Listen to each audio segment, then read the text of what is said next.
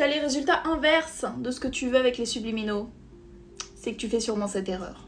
Si tu passes ton temps à te regarder dans un miroir pour chercher les résultats, tout ce que tu vas arriver à faire, c'est te focaliser sur ce que tu veux changer. Imaginons, je prends un exemple au hasard, tu veux changer ton nez parce que tu as une bosse qui te plaît pas.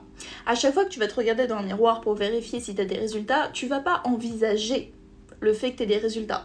Tu vas vérifier, entre des guillemets, si ta bosse est encore là ou non. Donc tout ce que tu vas te mettre en tête, c'est « j'ai une bosse ». Je ne l'aime pas.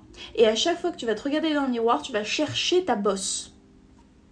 Mais en faisant ça, tu te mets complètement dans la tête l'idée que tu as une bosse. En recherchant activement ton défaut à chaque fois que tu te regardes dans un miroir, tout ce que tu vas réussir à faire, c'est de te mettre dans la tête que ce défaut existe et au lieu de vivre dans la finalité, donc comme si tu avais déjà tes résultats, tu vas t'enfoncer encore plus dans l'idée que cette bosse est présente et parfois, et ben ça va la faire grandir. Ouais, et c'est comme ça qu'on a des résultats complètement contraires à ce qu'on voudrait avoir et que parfois on accentue les défauts qu'on voulait éliminer. Si le sujet t'intéresse, j'en parle en détail dans cette vidéo. Par contre, fais pas gaffe à mes cheveux. Ils étaient ignobles à l'époque, d'accord? Je le sais.